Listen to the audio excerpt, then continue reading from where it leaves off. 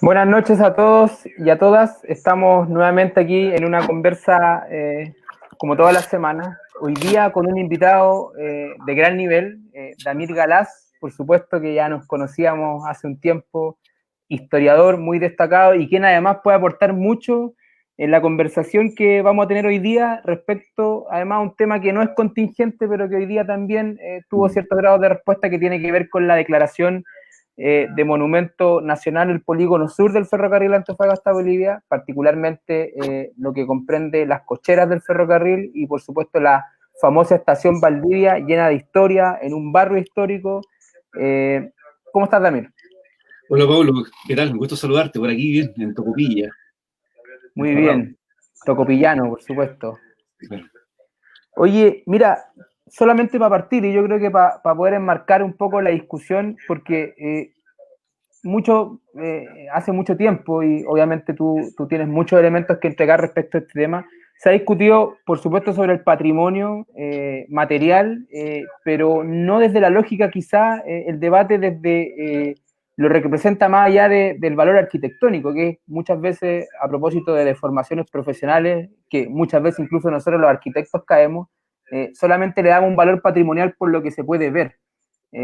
Por sus valores, por así decirlo, materiales, por supuesto, físicos, pero hay algo que es mucho más relevante y que tiene que ver con la historia de esos inmuebles y lo que representan, no solamente en términos de antigüedad, sino que además en términos de procesos históricos, procesos sociales, económicos y un sinfín de valores más que se le pueden entregar, además, por supuesto, de atributos, en este caso, totalmente urbanos. Entonces, solamente a modo de introducción, la estación Valdivia y las cocheras están enmarcadas dentro de muchos procesos que, en primer lugar, el ferrocarril en el norte de Chile tiene, pero además puntualmente lo que significó en ese barrio. Damir, ¿qué opinión tienes? ¿Qué elementos tú nos puedes entregar respecto a eso? Mira, hay un tema de metodología, ¿no? Que tiene que ver con lo regional y lo metropolitano. En primer lugar, los metropolitanos son quienes reconocen y van denominando lo que es o no patrimonio. Y normalmente estas denominaciones son monumentales, son eurocéntricas, tienen que ver con la historia de la élite muchas veces. Entonces, de pronto el Estado busca explicar lo que es patrimonio, ¿no? Sin embargo, si lo miramos desde el punto de vista regional, el patrimonio debe entenderse como un fenómeno de comprensión de lo que es patrimonio. Entonces está esta tensión entre lo que el Estado intenta explicar y lo que el Estado intenta rescatar en un fin pedagógico y culturalista en cuanto a difusión de ciertos contenidos, pero al mismo tiempo, si lo miramos de la región, el patrimonio debe ser entendido en el marco de que son archivos, ¿ya? Archivos que reivindican y visibilizan historias locales que no siempre se van a condecir con la monumentalidad, con historias elitistas, con historias de pronto que son de la mal llamada alta cultura. Entonces, eso es lo interesante del proceso de patrimonialización que, desde el punto de vista local y regional, busca visibilizar, busca evidentemente ampliar la frontera y busca normalmente también darle voz a los subalternos, que es algo mucho más interesante de lo que es el proceso de patrimonialización que ocurre ahora al final del siglo XX, donde, por ejemplo, una plaza, una casa, las imprentas de obreros, todos tienen contenidos históricos que son densos, pero que no siempre se van a condecir con su carácter estético o material. Y es ahí donde debe haber una modificación en cuanto a qué vamos a considerar por parte del Estado, ¿no? Si acaso un inmueble es o no patrimonio. Entonces, normalmente cuando el Consejo de Monumentos Nacionales hace estas expediciones, dice, no, esta puerta no es original, acá hay una intervención. Claro, porque esto hay que entenderlo así, porque el patrimonio también es un elemento dinámico que también va generando una acumulación de un devenir histórico que tiene que ver con modificación, con transformación, tiene que ver con inyección, con alteraciones de cosas, porque evidentemente es un bien que está vivo. Y el patrimonio debe ser entendido así. Entonces, normalmente cuando el Consejo de Monumentos va a regiones, dice, no, esto no es original, no califica. Esto es muy feo, no, estos son unas calaminas. Entonces, son categorías que son de orden material, que son de orden estética, que son de orden también que reproducen discursos coloniales. Y ahí es donde hay un gran problema. Entonces, la patrimonialización contemporánea debe apuntar a darle voz a los subalternos, a los grupos que fueron colonizados, a los grupos indígenas, ¿te fijas? A los movimientos ciudadanos, a los sectores periféricos de la ciudad y que también tienen memoria. Entonces, De pronto, la pregunta es que hay dos tipos de preguntas que se pueden hacer. ¿Pueden haber patrimonios feos? ¿O puede haber patrimonio sin pensar en el turismo?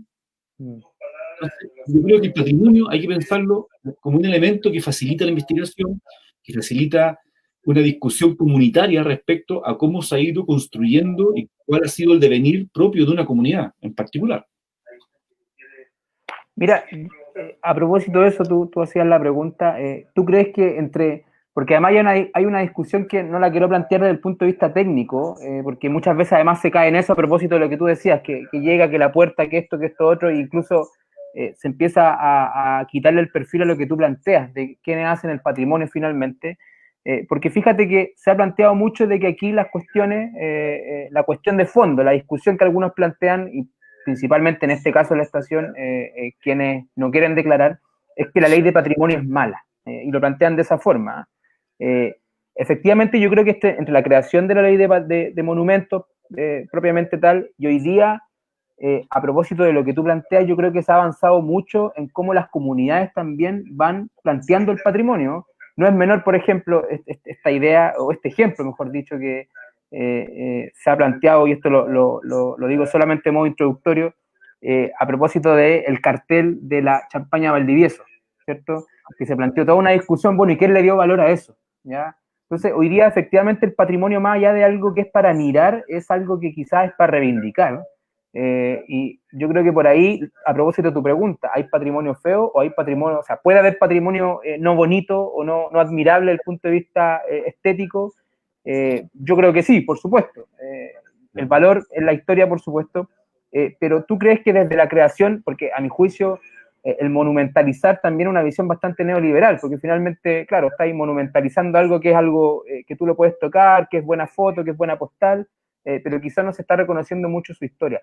¿Cuánto avance tú crees que ha existido desde las comunidades, desde una creación que, insisto, una ley que es bastante neoliberal, por así decirlo, que es como bastante estricta, quizás de atributos más, en el caso de las obras, más arquitectónicos que históricos, hasta el día de hoy, que sin duda hoy día se está hablando, por ejemplo, de barrios patrimoniales, que es algo que quizás cuando se creó la ley no era de tal forma. Sí, claramente, lo que pasa es que los inmuebles son parte de una trama, ¿no? Y evidentemente no son sitios insulares o que están aislados y que no tienen ninguna conexión. Claramente tienen una serie de articulaciones desde el punto de vista urbano, ambiental, ecológico, económico, laboral, sociológico, antropológico, etc. Entonces, lo que ocurre también, uno de los riesgos de la patrimonialización tiene que ver con cruzar la mercantilización de algo que no debiera tener un valor tangible, que es evidentemente la manifestación antropológica que tienen las comunidades. Entonces, ahí está esa pregunta, ¿no? Podemos pensar de pronto, o el desafío es pensar el patrimonio sin la idea de la idea del turismo, ¿no? La turistificación. Porque evidentemente ahí surge otra pregunta. ¿Para quién entonces estamos patrimonializando? ¿Para una población exterior o para nosotros mismos? Entonces es allí donde está el desafío, porque el desafío también es tensionar lo que tradicionalmente se entendió como la historia de Chile. La historia de Chile en realidad fue la historia local de Santiago, ¿ya? Y fue la historia de pequeñas familias, que normalmente el mismo historiador era pariente de los grupos políticos, los que tenían las viñas, y son ellos los que tuvieron acceso a las posibilidades de escribir, y esto generó una hegemonía discursiva y que intentó homogenizar un relato nacional. ¿Ya? Eso es muy del siglo XIX, son sociedades muy nuevas, que tienen que construir una memoria histórica, pero el drama fue que la historia de Chile en realidad era la historia local de un pequeño barrio de Santiago. Entonces es allí donde también surge esta idea de qué vamos a considerar patrimonio. Pero yo creo que en este proceso de la patrimonialización, lo valioso es, por un lado, darle vida o darle visibilidad a fenómenos que de pronto fueron omitidos. O sea, lo que es la historia social o la historia subalterna es algo que se ha manifestado desde los 80 y con gente que siempre estuvo como en la periferia de la academia, ¿no? Y esto poco a poco ha ido visibilizándose, o sea, la historia de la mujer, la historia de los niños, la historia de los obreros, la historia de los mineros, la historia de comunidades que de pronto son periféricas, marginales en el punto de vista político, ambiental, económico, tecnológico. Entonces, el desafío es poder darle visibilidad a esto. Pero otro de los riesgos que tiene la patrimonialización es caer en el fetiche, ¿no? En ver a un edificio como una esponja histórica que tiene su supuesto aura, donde se acumula la historia, ¿ya? Y que las cosas, bueno, viene el tránsito, ¿no? Que un objeto se convierte en cosa. Pensemos en un solo caso, ¿no? El vaso de Bill Clinton, uno que está en Santiago, este bar se llamaba, creo, San Remo, pasó Bill Clinton, se tomó una Coca-Cola, dejó la mitad del vaso con Coca-Cola, y ese elemento que es un objeto que hay por millones en el mundo, devino en cosa. Y esta cosa se manifiesta en el sentido que tiene una potencia, ¿no? Una supuesta potencia áurica, ¿no? Que tiene una magia contenida y que por tal hay que visibilizarlo y patrimonializarlo, y por tal razón esto significó el cambio de nombre al restaurante y significó también toda una procesión y toda una mercantilización respecto a un elemento histórico. Entonces, eso también es un riesgo del patrimonio, ¿no? En el sentido de exotizar de pronto lo que las comunidades locales han ido construyendo como memoria histórica. Entonces, yo creo que el desafío es entender el patrimonio material en diálogo con el patrimonio intangible, con la memoria histórica que posee, y cómo esos inmuebles o esos barrios o esos conjuntos arquitectónicos nos sirven como fuente histórica para poder articular un montón de otros relatos, ¿ya? O sea, partir de ahí. Ahora, ¿para qué construir historia? Para entender que somos sociedades construidas, vale la redundancia, históricamente. ¿Qué significa esto? Que todo lo que nosotros vemos en la actualidad son construcciones subjetivas y políticas. Nada está dado por azar. Hay grupos que se van tensionando, que van construyendo procesos políticos. Entonces, entender la historia es entender nuestro presente. Es entender cómo nos hemos construido como sociedad, como proceso económico, antropológico, sociológico.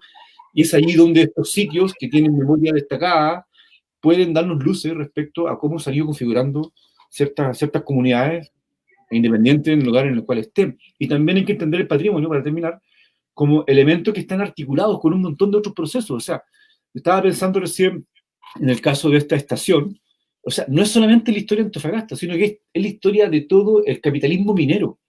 Es la historia de la minería, del cobre, de la plata, del salitre, es también la historia de Bolivia, es también la historia argentina, porque este fue un ferrocarril transfronterizo que generó una serie de dinámicas. Entonces, ahí tenemos un ejemplo de cómo hay un sitio que se articula y genera una historia transfronteriza, una historia internacional, una historia, evidentemente, que se expande. No es solamente la historia local.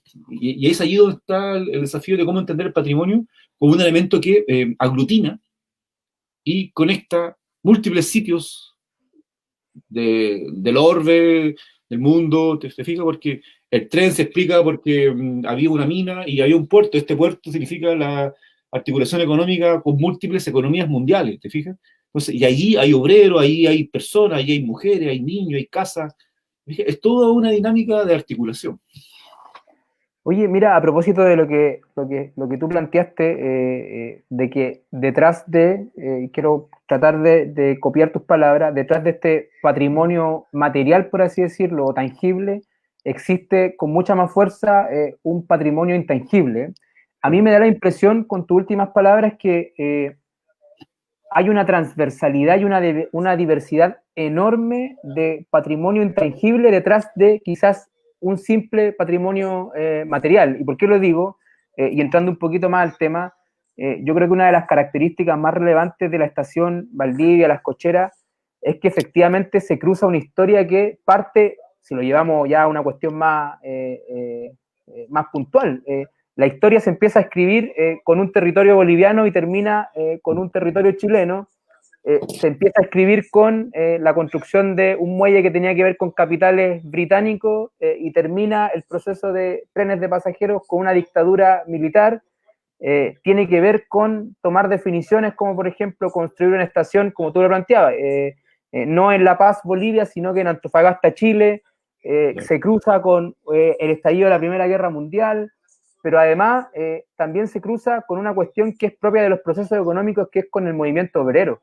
Entonces, yo creo que si uno empieza a mirar, yo por supuesto que no me manejo detalladamente en la historia, pero sí, si uno empieza a mirar lo que pasa desde 1880, 1890 hasta principios de 1900, hay una fuerte oleada, por supuesto, de esta cuestión de los trabajadores del ferrocarril, pero además de los capitales británicos, y toda una cuestión que genera hoy día mucha historia. Entonces, efectivamente, hoy día el ferrocarril en sí, y con toda la globalidad que implica esto desde el punto de vista histórico, está cruzado como por muchos factores que muchas veces no se toman en cuenta. Mira, voy a contarte una infidencia, perdón. Leía una presentación a propósito de la discusión del expediente de declaración de la estación Valdivia y Las Cocheras. Vi una presentación de una persona en donde los atributos, por ejemplo, del ferrocarril, si uno lo miraba desde el punto de vista más ciudadano, era que las novias iban a sacar fotos a la fachada de la estación que está en calle Bolívar. Y ahí al parecer se acababa la historia, y eso era lo relevante. Yo lo lamenté mucho, por supuesto no voy a contar quién es, pero me pareció, bueno, una mirada demasiado acotada de lo que significa la historia ferroviaria y todo lo que implica. Entonces, yo creo que es relevante quizás que podamos profundizar en eso, y tú te manejas bastante y tienes bastante investigación en eso, sobre el cruce que existe, porque además el tema ferroviario efectivamente está cruzado con un movimiento obrero fuerte, con el inicio del movimiento obrero, lo que pasó como por ejemplo con Evaristo Montt, que pasa en Las Cocheras del ferrocarril, que uno cuando chico pensaba que era una historia popular que claro, estaba medio inventada, pero efectivamente cayó un cuerpo y tenía que ver con condiciones laborales propiamente del ferrocarril, y está cruzado Sabela, incluso en algunos antecedentes que leí de Sabela por ahí, después el cuerpo se fue velado en la imprenta de Luis Emilio Recabarre. Entonces hay todo un cruce de antecedentes que en el fondo le entregan muchísimo más valor a la historia que hoy día representa una estación, y que claro, un arquitecto podría decir, oye, qué bonita, pero es mucho más que eso. Sí, lo que ocurre es que evidentemente un inmueble o un bien, ¿no? Son elementos polisémicos, ¿no? Tienen múltiples significados y una infinidad de articulaciones y vinculaciones con múltiples sucesos, fenómenos, historias, etcétera. Entonces, por ejemplo, bueno, lo que yo más o menos he investigado es básicamente el rol del ferrocarril, pero en su rol internacional, ¿no? O sea, por ejemplo, la constitución de este ferrocarril evidentemente tiene que ver con un origen del extractivismo del salitre, ¿no? Que evidentemente este extractivismo estructuró un tipo de administración de territorio que impacta hasta el día de hoy, ¿te fijas? Entonces, cuando este ferrocarril llega a Bolivia, tiene un impacto urbano potente. O sea, gracias a este ferrocarril surge la ciudad de Uyuni en 1890, y al borde del salar, porque este ferrocarril, cuando, bueno, nace en primera instancia como un ferrocarril salitrero que tiene que ver con que llega hasta el Salar del Carmen, y luego llega la empresa Huanchaca, que tiene un proceso de industrialización bastante fuerte en la década del 70, a través de una mina que se llama Pulacayo, donde sacaba una gran cantidad de plata, fue una de las minas de plata más potentes del siglo XIX en Sudamérica. Evidentemente las carretas ya no daban abasto, entonces fue necesario la construcción de un ferrocarril, que era evidentemente una verdadera revolución industrial. O sea, el ferrocarril evidentemente era sinónimo de modernidad, era sinónimo de vanguardia, de avance tecnológico, de llegada de ingenieros que venían evidentemente con una vanguardia técnica, donde se puede aplicar lo que se puede llamar el capitalismo cognitivo, ¿no? Porque hay un secreto de la técnica que tiene que ver, así como está el capitalismo económico, ¿no? Por decir una forma, que tiene que ver con la acumulación. Aquí hay una acumulación de conocimientos y de técnicas y estudios científicos que la manejan ciertas personas. Y son estos los que están, evidentemente, tendiendo ferrocarriles, andariveles, un montón de cosas. Entonces, este ferrocarril, cuando intenta llegar a la mina Pulacayo, para articular Pacífico y mina, de un solo tirón, esto evidentemente es por un problema topográfico, el tren no pudo llegar hasta la mina. Entonces, llegó 22 kilómetros más abajo, se crea la estación de Uyuni, y eso dio paso a un poblamiento. Y hoy Uyuni es la capital turística de Bolivia, y uno de los elementos, además del salar, es el cementerio de ferrocarriles, que es el sitio más fotografiado de la ciudad. Bueno, por un sinfín de factores neoliberales bolivianos, el ferrocarril dejó de funcionar en Uyuni para el tránsito de pasajeros, pero la ciudad construyó un relato que tiene que ver con un ferrocentrismo, ¿no? La historia de la ciudad gira en torno a la memoria del ferrocarril. En los carnavales los viejos se visten de ferroviario, está el tema de las maestranzas y cómo las maestranzas generó un peso político en cuanto al anarquismo, al movimiento de izquierda en Uyuni, que si paralizaba Uyuni, paralizaba toda Bolivia. Entonces, este ferrocarril, al meterse a Bolivia, genera también una transformación política, genera un reequilibrio de las fuerzas. al punto que uno de los dueños de una compañía huanchaca, era Aniceto Arce, estuvo la idea de ponerle Ciudad Arce a lo que hoy es Uyuni, pero como él era presidente y a la vez era accionista, algo que no hace mucha rima con lo que ocurre hoy, un presidente empresario, evidentemente eso quedó como Uyuni, ¿no? Pero después, bueno, se extiende a Oruro y de luego llega hasta La Paz. Entonces, en La Paz también se construye una estación muy moderna, que, bueno, en la década del 30 es cuando surge una estación que intenta dialogar con la Antofagasta, y después este ferrocarril también genera una articulación hasta Buenos Aires. Entonces era el ferrocarril que unía los dos océanos, como se publicitaba. Pero también hay un elemento que son también negativos de este ferrocarril. O sea, el ferrocarril al meterse a Bolivia, después de la guerra del Pacífico, genera que en el marco de la relación asimétrica que surge después entre la guerra, después entre Chile y Bolivia, el acuerdo complementario que surge después de la guerra hace que los productos que ingresan desde Chile no paguen ningún arancel para entrar a Bolivia. Y esto hizo que toda la harina, los alcoholes que ingresaron a Bolivia mataron toda la economía de Cochabamba, ¿ya? Entonces, a finales de la década del 10 y todo lo que es la década del 20, hay una gran crisis económica en Bolivia, porque todos los productos que están ingresando son más baratos y el mercado boliviano, la producción boliviana, no puede competir con los productos que los chilenos están metiendo. Entonces, ¿qué es lo que ocurre? En Bolivia surge una dictadura que estatiza la producción de alcohol. Porque Cochabamba, antes del ferrocarril, era el gran distribuidor de cueros, de legumbres, de los zapatos, los bototos de toda la industria salitre, era el distribuidor de toda, por decirlo de una forma, los cueros y las legumbres. Entonces, una vez que se mete el ferrocarril, mata la economía cochabambina, y este mismo ferrocarril que lleva productos a Bolivia, luego trae bolivianos de vuelta a la zona de Atacama. Entonces, este ferrocarril genera la rebolivianización de Atacama, y gran parte de los trabajadores subalternos del salitre son de Cochabamba. ¿Te fijas? Entonces, el ferrocarril se mete, genera una crisis, los trabajadores se quedan sin pega, se vienen a Chile a trabajar. Y normalmente los que más llegan son jornaleros.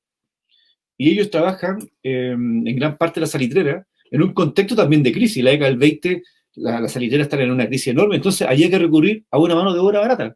Y lamentablemente, la que la proporcionaron fueron los bolivianos, viviendo en condiciones precarias, con sueldos miserables. Y hay un caso, ¿no?, de una oficina salitrera que se llamó María, que está en el Cantón Central, que está a 1 kilómetro de la estación de ferrocarril, y es allí donde se concentraron la mayor cantidad de bolivianos. ¿Fíjate? Entonces, ahí tenemos un dato de cómo este ferrocarril, evidentemente, articula un montón de cosas. Articula movimiento obrero en Uyuni, genera el crecimiento de una ciudad en Bolivia, genera la articulación entre Pacífico y el Atlántico. Por otro lado, también genera una crisis económica en el marco de una relación asimétrica de posguerra, donde los mineros están evidentemente ordenando el territorio, y también genera y facilita la migración de bolivianos hacia Chile. Entonces tenemos esa particularidad de cómo tenemos un ferrocarril que mueve muchas cosas, y bueno, y más allá de lo que ocurre en Antofagasta, ¿no?, que es un ferrocarril que llega a un puerto, y que ese puerto evidentemente genera una articulación con un montón de otras economías, y así mismo con todo también lo que ocurre en el marco de una precariedad laboral, de, por ejemplo, la masacre de la Plaza Colón, todas estas cosas que finalmente nos demuestran que todo lo que ocurre en la zona de Atacama no se decide precisamente en Chile, que es una de las grandes paradojas históricas de este desierto, ¿no? Es un desierto que se gana gracias a una guerra, pero todo lo que ocurre después se decide en 3 grandes capitales: en Londres, con todas las empresas inglesas que están metidas en el salitre; en Hamburgo, con Henry Sloman, el gran salitrero y también minero de cobre, que construye tranques, ¿cierto?, que interviene en el río Loa, que perfecciona un sistema salitrero, el sistema Chang; y luego en Nueva York, con la familia Guggenheim, quienes son los dueños de Chuquicamata, donde este ferrocarril tiene un rol súper importante, porque se construye un ramal de este ferrocarril que conecta Chuquicamata con Antofagasta. Y Chuquicamata fue la mina de cobre más grande del mundo durante gran parte del siglo XX, y eso fue posible porque había un ferrocarril que facilitaba esta movilidad. A saber que Tocopilla era el centro urbano más cercano a la mina, pero como está este ferrocarril, Antofagasta devino hasta el día de hoy en la capital portuaria del cobre de Chile. Entonces, lo que ocurre también es que todas estas relaciones están en el marco de que es un territorio periférico, pero al mismo tiempo es un laboratorio tecnológico, porque se están instalando, bueno, un ferrocarril muy tecnológico, se están instalando termoeléctricas para darle energía a la mina de cobre más grande del mundo, se están construyendo una serie de procesos urbanos, ¿no? Los Company Town en Chuquicamata, en María Elena, en Pedro de Valdivia.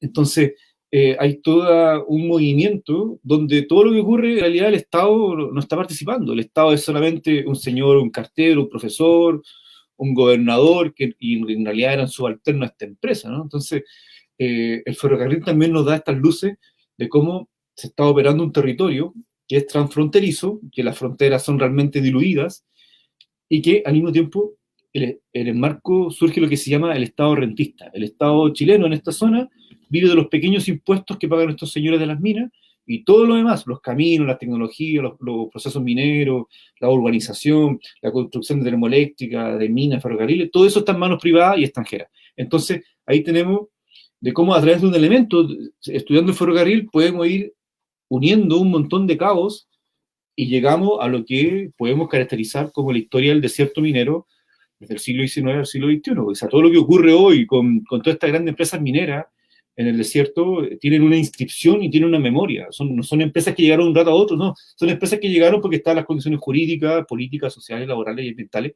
para poder operar. Damir, tú tenés harta experiencia, quizá, porque, bueno, diste una pincelada dentro de toda la información que hay respecto a la historia ferroviaria, las estaciones, los elementos que componen además el proceso ferroviario, no solamente en la historia, sino que los íconos, la parte industrial, la parte pasajero, las distintas demandas que existen, el pasajero de por sí se transforma en una demanda ciudadana a propósito de la calidad del viaje, en validar más a la persona y no los bultos. O sea, hay todo un tema, pero ya pensando un poquito en el futuro.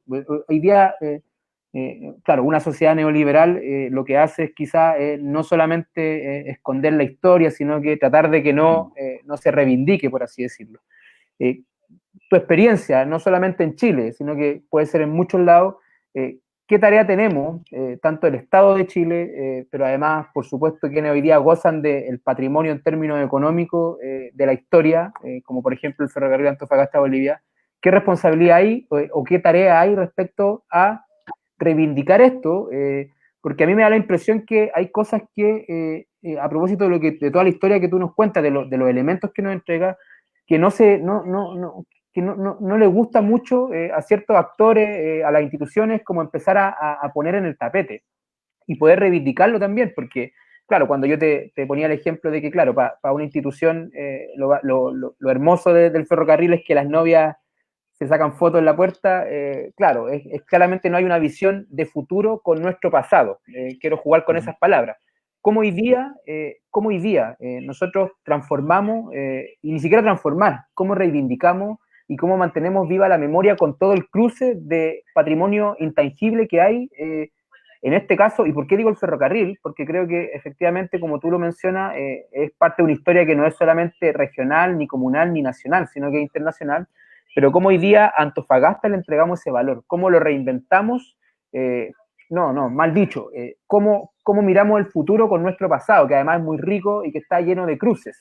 Podríamos dar una discusión de horas sobre el tema obrero, podríamos dar una discusión de horas sobre los británicos y la inversión de capitales, podríamos dar, entonces, cómo todo ese cruce de información hoy día que existe, que es una realidad que investigadores como tú, historiadores, han dedicado a mantenerlo, ¿cierto?, vivo, pero cómo hoy día el Estado, cómo las instituciones dicen, bueno, mira, toda esta historia tan rica, tan llena de elementos, de historia fantástica, bueno, cómo miramos para el futuro y hacemos que sea parte de nuestro futuro también. Porque fíjate que la discusión de la estación Valdivia y Las Cocheras tiene que ver netamente con una lucha económica, que es obviamente los procesos inmobiliarios. Además, solamente como dato anexo, la construcción de esa estación fue una jugada urbana notable para la época, porque tenía que ver con la descongestión del centro.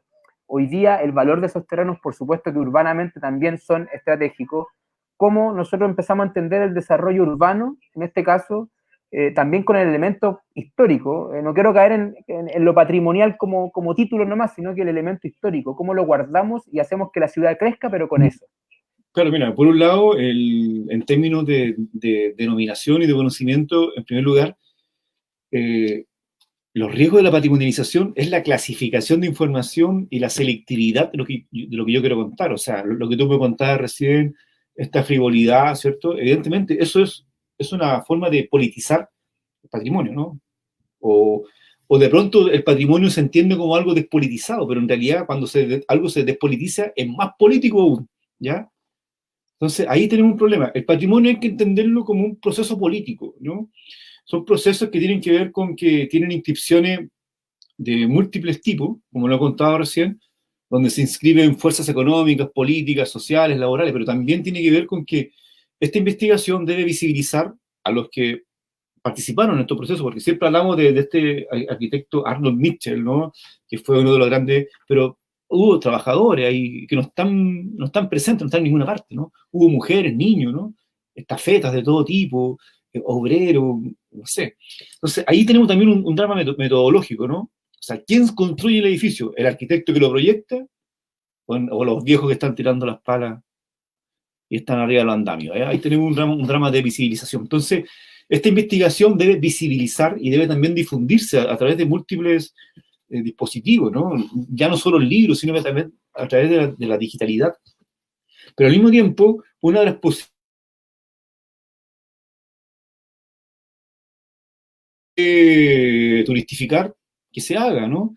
Pero evidentemente contando todas las historias, no contando las historias maravillosas de nuestro pasado. O sea, uno va a Cusco y uno escucha la maravilla del mundo inca, a saber que los incas también fueron sociedades muy violentas, coloniales. Entonces, evidentemente, hay un desafío ahí de contar todo esto.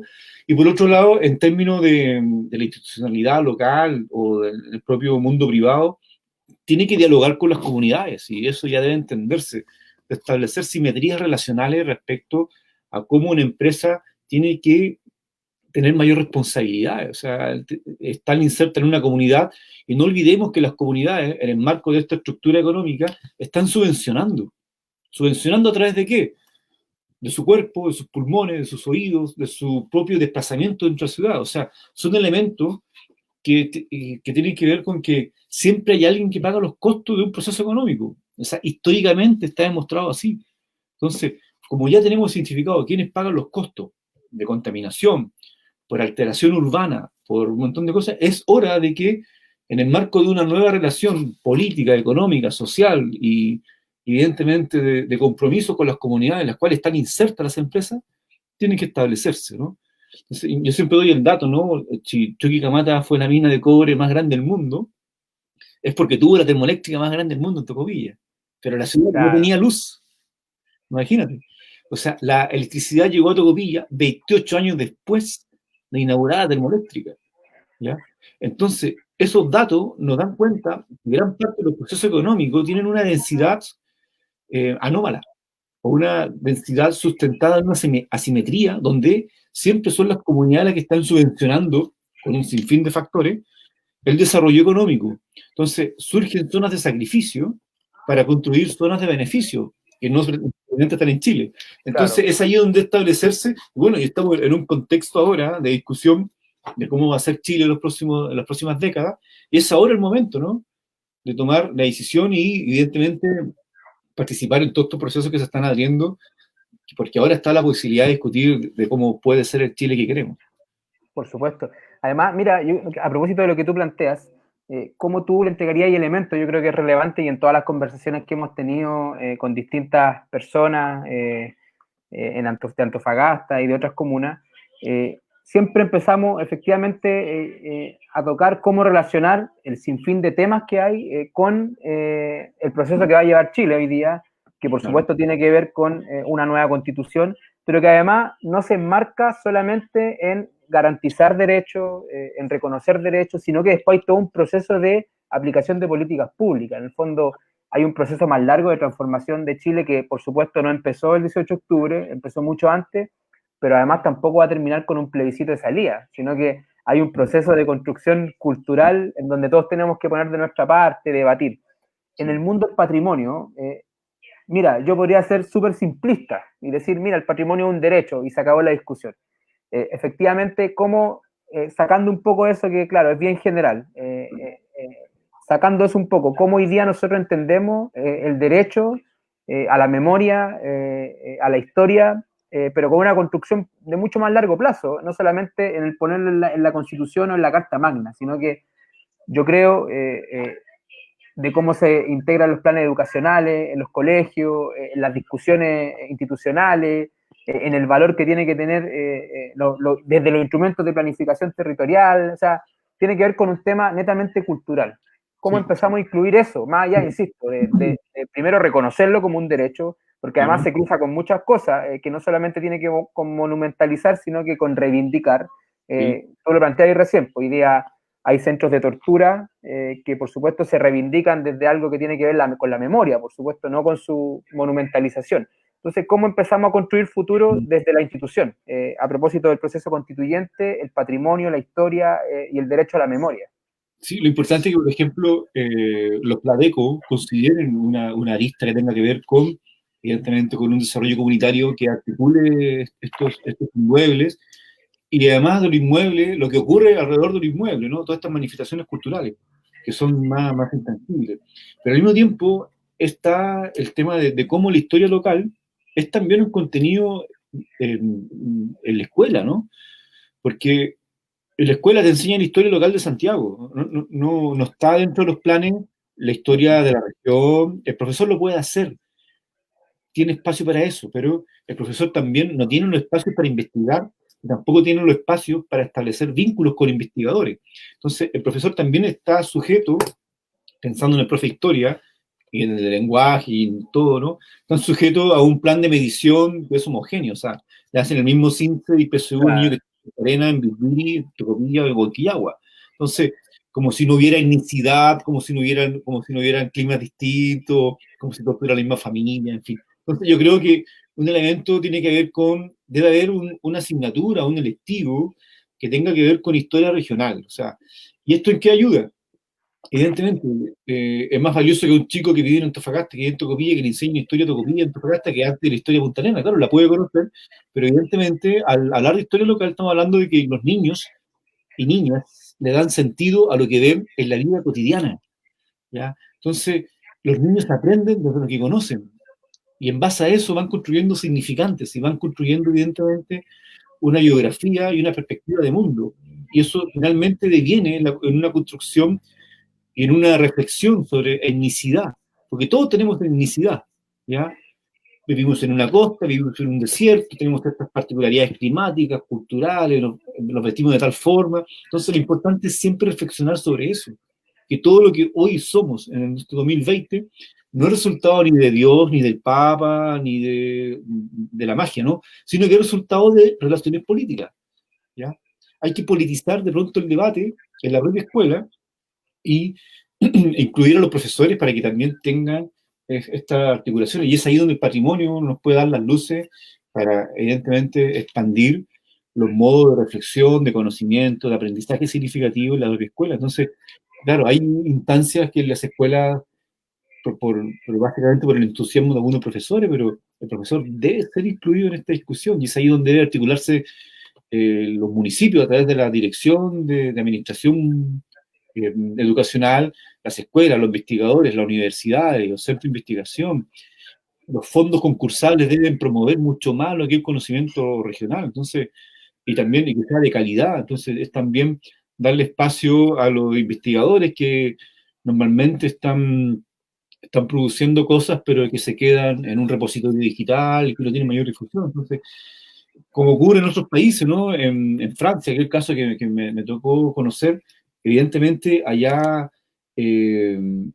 por un lado, no hay segregación escolar, ¿no? Tú tienes que ir a la escuela según el barrio donde tú vivas. Entonces tú compartes con una diversidad de nacionalidades, al mismo tiempo están las historias regionales, o sea, como tal. Y cuando los elementos físicamente no están, vienen reconstrucciones digitales del patrimonio, ¿no? Entonces, es allí donde debe vincularse, como digo, investigación, municipios, escuelas, universidades. O sea, hay que... Me voy a meter con un tema. Creo que mencionaste, y voy a ocupar tres palabras que ¿no? pueden ser relevantes para dar una discusión que es mucho más larga. patrimonio, cultura, educación y concursabilidad. Sí. Yo creo que hay una complejidad con eso. A propósito de la pregunta que hacía al principio, cómo nosotros construimos futuro con el derecho a la memoria, al patrimonio, ¿cierto? Y lo que tú planteáis de los planes educacionales. ¿Qué pensáis tú hoy día de eso, de la concursabilidad? Porque es una discusión que claramente es mucho más profunda, pero finalmente lo que genera, yo fui core, yo evalué proyectos por concursabilidad, ¿cierto? No me voy a lavar las manos con eso, es una realidad, pero además, sin duda que hay procedimientos que hay que afinar, pero el tema de fondo es cómo el Estado genera una competición entre pares, por así decirlo, y en donde además mezcla muchos temas, juntas de vecinos con Universidad. organizaciones culturales, claro, entonces finalmente el drama que teníamos, yo no me estoy lavando las manos, insisto, no creo que la concursabilidad sea la solución, para nada, pero como tú en esta cuestión de la diversidad de expresiones de historia, de patrimonio, de cultura en general, cómo lográis de alguna forma solucionarlo, entre comillas, con esta realidad del rol del Estado en el financiamiento a la cultura. Y dentro de la cultura, por supuesto, está el patrimonio, está la historia, está la investigación y está finalmente mantener la memoria viva. Sí, bueno, el tema de la concursabilidad, evidentemente es muy intenso, pero claramente siempre es complicado estar compitiendo, porque son lógicas de competencia que vienen del mercado, ¿no? ¿Quién ofrece un mejor producto, ¿no? A saber que el mal llamado producto cultural debe ser contextualizado, evidentemente. O sea, no podemos de pronto que entre en un concurso las comunidades de Ollagüe, que tienen ciertos intereses distintos a los de Quillagua, a los de Caspana y a los de Taltal. Entonces, evidentemente, yo creo que si se supera el concurso como metodología para asignar recursos, deben existir políticas públicas más claras tengan que ver con la subvención. Y que esa subvención debe estar amparada también, basada en los trabajos y también en la trayectoria de las personas, ¿no? Porque en la concursabilidad a veces pasa que hay excelentes investigadores, pero tienen problemas en la formulación, tienen problemas con la digitalidad, ¿cierto? Entonces, allí debe haber una contextualización, en primer lugar, étnica, geográfica, económica, cultural, académica, institucional. Debe haber una selectividad, o sea, debe haber una contextualización según el origen de las propuestas. Y en el marco de eso, si todo resulta bien con un proyecto, que se vuelva a repetir, ¿me fijas? Pero ciertamente, ¿no? La concursabilidad entre padres genera, evidentemente, una tensión entre colaboradores y genera también una desilusión cuando los proyectos son muy buenos y no logran, porque también hay otros factores que son de orden también mucho más subjetivo, ¿no? Los vínculos políticos, los amiguismos, los nepotismos, también son lógicas que de pronto operan y ciertamente, ¿no? Debe ser superado esa. Ahora está la posibilidad, evidentemente, de ir planteando, o bien cómo un consejo regional puede plantear, desde luego, al mando central, una modificación.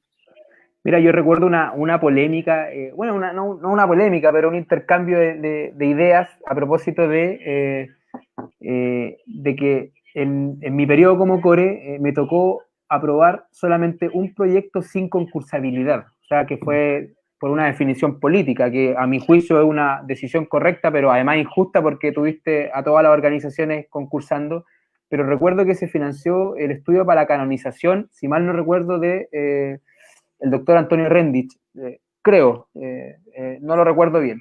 Claro, el tema de fondo es que, por supuesto, hay un interés del intendente de la época en esa canonización, pero diciéndole a las otras organizaciones, como tú dices, bueno, tengan que concursar entre ustedes porque, bueno, lamentablemente a mí me gustó este proyecto y por eso va a subir directamente y va a ser financiado por el 2% sin ningún tipo de concurso, porque es muy importante. Como hoy día, efectivamente, y tú lo planteas, le damos importancia y empezamos a pasar porque finalmente igual se entiende como un subsidio, pero empezamos a entender una planificación en la inversión pública respecto a la cultura, al patrimonio, a la historia, y efectivamente ahí hay que tomar decisiones que son políticas, ¿no? Claro. Pero más transparente, por supuesto, más abierta. No estoy diciendo que el concurso no sea transparente, pero no es la solución concretamente, claramente no es la solución. Yo creo que es relevante, a propósito de lo que decíamos, que la nueva constitución habla de derechos, los garantiza, los nombra, los asegura, pero debajo de eso tiene que haber un capital crítico de personas, de hombres y mujeres que sean capaces de transformar esas necesidades en políticas públicas. Y yo creo que la concursabilidad o la alternativa, porque además es bueno plantearlo, bueno, si no estamos de acuerdo con la concursabilidad, ¿cuál es la alternativa a esto? Y yo creo que eso es relevante que el mundo de la cultura, de la educación, del patrimonio también se ponga de acuerdo y diga, bueno, esta es la propuesta. Sí, se tiene que establecer una nueva metodología de trabajo que también va a generar otros tipos de drama, ¿no? Porque es siempre lo mismo. Entonces, el drama es evidentemente el carácter endógeno o la reproducción endógena que puede generar eso, ¿no? Porque pueden instituciones que pueden sostenerse durante 20 años con fondos. Ahora, claro, debe haber un seguimiento, que es lo que falta de pronto, un seguimiento cualitativo a los proyectos, ¿ya? Usualmente el proyecto tiene una evaluación cuantitativa, así tangible, ya le entregamos 10 millones, están todas las boletas, listo. Pero ¿quién revisa el proyecto después también? ¿Cuál fue el impacto del proyecto? ¿Ya? Entonces ahí también hay muchos problemas, ¿no? Y sé que también de pronto la comunidad no entiende muchos proyectos, o sea, cómo tú articulas arte contemporáneo de pronto, que ponen una silla, ¿no? Y no sé, cualquier otra cosa, pero, o sea, hay que ver también, ¿no? Entonces, eso también va a generar discusiones respecto a cuáles son, evidentemente, las necesidades locales, pero también tiene que ver qué ocurre con el proyecto, cuál es la calidad del proyecto. O sea, si yo propongo hacer un libro y pego cualquier cosa y publico un libro de 2 hojas, entonces eso no tiene ninguna revisión. Entonces, eso pasa a nivel de core, del FND, del Depósito de Cultura, y también del proyecto Fondar. Entonces, es allí donde tiene que haber de pronto también un seguimiento de estos proyectos y cuál ha sido el impacto al mediano y a corto plazo, ¿no?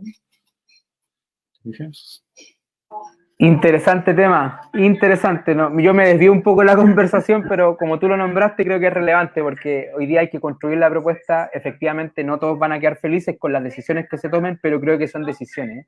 Yo siempre lo digo, un intendente, por ejemplo, a propósito de que hoy día el ejecutivo, perdón, el que va a estar a cargo de los recursos regionales va a ser electo por la gente y no designado por el presidente. Hoy día podría fácilmente llegar y decir, mira, ¿saben qué? Voy a destinar tantos recursos del 2% de cultura para que nos pongamos de acuerdo y financiemos las actividades que tienen valor regional, por así decirlo. Claro. Claramente a algunos no les va a gustar, a otros sí, pero creo que es el camino, hay que empezar a mirar para allá, empezar a separar, efectivamente hoy día no podemos mezclar por sus intereses, no por sus capacidades, sino que por sus intereses reales, quizás una junta de vecinos con, no sé, pues, organizaciones culturales más enfocadas en la educación, hay un sinfín de mano que meter. Pero, oye, Damir, se nos pasó el tiempo volando. Te quiero agradecer muchísimo, muchísimo por la conversación. Te lo agradezco de verdad. Te dejo el espacio para que también te puedas despedir. Nos vio harta gente, hay hartos mensajes. Vamos a quedar ahí colgados porque además esta conversación no solamente se transmitió por mi Facebook, sino que además lo transmitió Nuevo Norte, que además es una FM acá en Antofagasta, así que harta gente nos escuchó. Así que te dejo, te agradezco nuevamente, espero que nos veamos pronto, espero cruzarme contigo en Tocopilla cuando ya termine todo esto y podamos conversar más, por supuesto. Sí, pero dame un minuto, ¿no? Quiero felicitarte por las gestiones que estás haciendo respecto a que este sitio histórico de Antofagasta tenga la denominación de monumento histórico, así que sé lo que significa, es preparar un expediente, a veces uno está solo en el desierto, porque también hay mucha fuerza en tensión, y bueno, y sigue adelante, que todo esto va a resultar bien, y bueno, y puedes contar con mi persona, si acaso lo necesita para seguir fundamentando históricamente estos sitios que tienen la particularidad que no es historia local, sino que es historia internacional, es historia global situada en Antofagasta. Hay que entender la historia no como un ente local, sino que la historia localizada en. Y es allí donde estos sitios nos dan la posibilidad de conocer nuestra memoria, de poder analizarla, de poder caracterizarla y al mismo tiempo pensar sobre nuestro presente. Ese finalmente es como, si bien la historia nace antes del capitalismo, ¿no? Mucha gente se pregunta, ¿para qué sirve la historia? Claro, sirve para reflexionar sobre cómo nos hemos conformado como ciudad. Eso es pensar con inteligencia histórica, en el sentido de entender cuáles son las tramas que nos que nos articulan hoy como sociedad, como sujeto, como comunidad, como familia, como barrio. Todo tiene una historia, y conocer esa historia es conocernos a sí mismo, y es evidentemente poder trazar los derroteros para nuestros futuros, que son muchos. Eso, muchas gracias por la invitación, Pablo. Muchas gracias a ti también por aceptar la invitación y nos estamos viendo la próxima semana con nuevos invitados, así que muchas gracias a todos y todas por los mensajes, por la sintonía y nos estamos viendo pronto. Muchas gracias, Damir, espero que estés bien y estamos conversando pronto. Vale, vale. Salud.